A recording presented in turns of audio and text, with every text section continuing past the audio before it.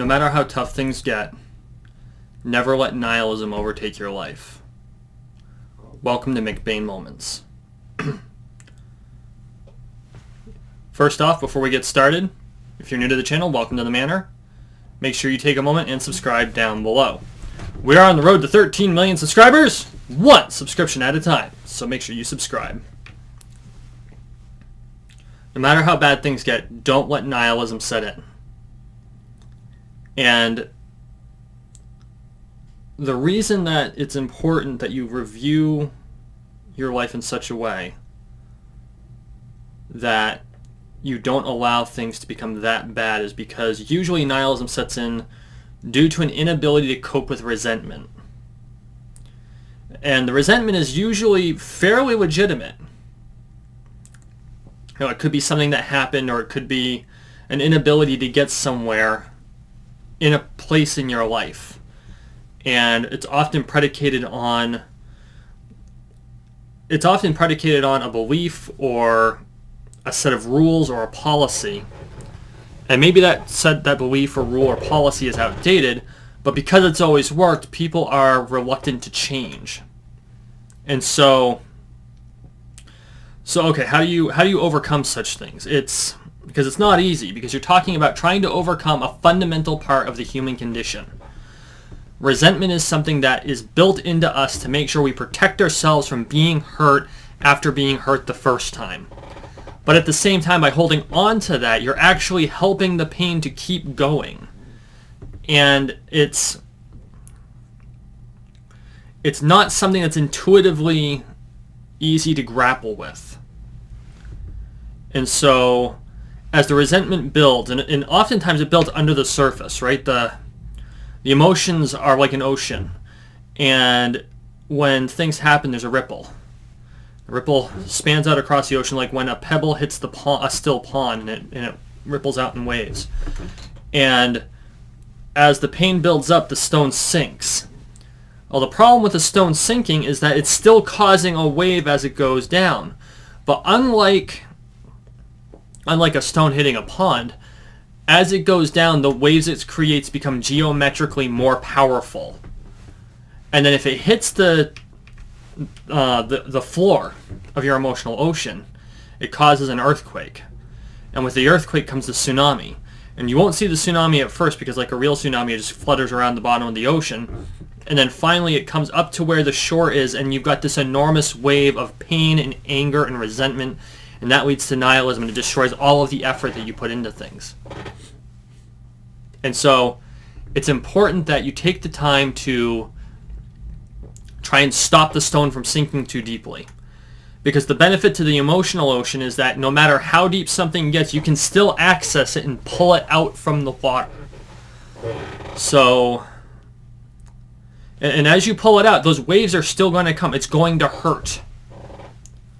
But it's better that you pull it back through the water, because at some point, one of two things are going to happen.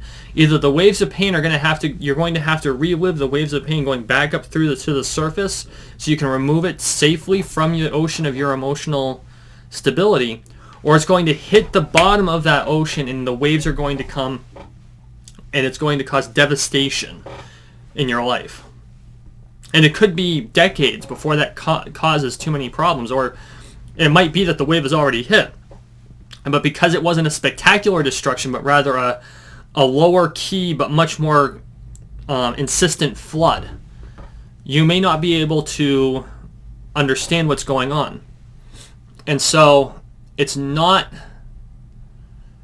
something that we can just brush off. And it's like, oh, I must not feel that resentment about the thing because obviously the tidal wave is not coming. It feels like it's finally settled. No.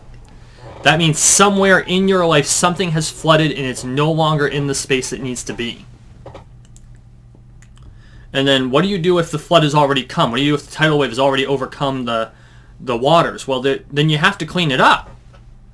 Because just because the flood waters are there doesn't mean you can't make them recede and clean up the mess that's already been made. It's much harder, but that doesn't mean it's impossible. And it might be the most meaningful thing you do in your life.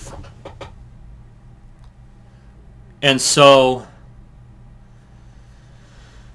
okay, you've got you've got this mess that's been created, and it's been created because of something you had some control over but not a lot. Or maybe you had all the control over it but you didn't realize it and it got out of hand. Or maybe you didn't have any control over it at all and you didn't realize it until it was too late.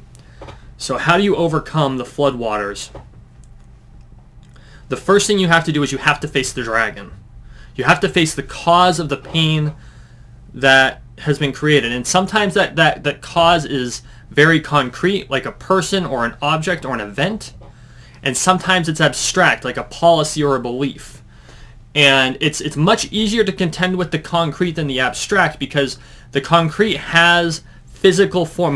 More often than not, it has some sort of physical form. You know, if an event created destruction, you can clean up the destruction and rebuild your house and rebuild your life in that way. Or if it's a person, you can contend with the person, and you can debate it out in a way, preferably in a way that does not cause more pain and harm.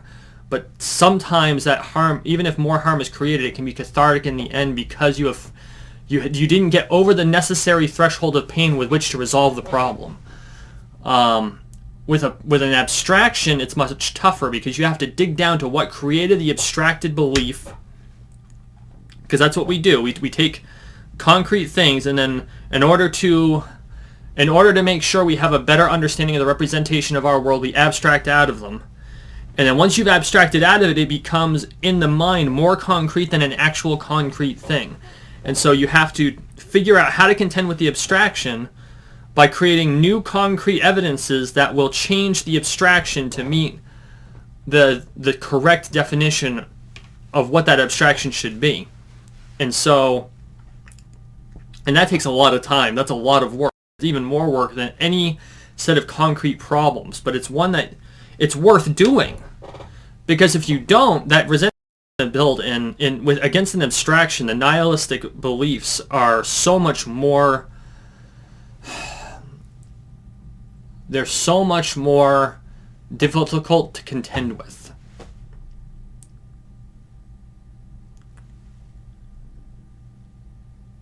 So, what do you have in your life that's building resentment?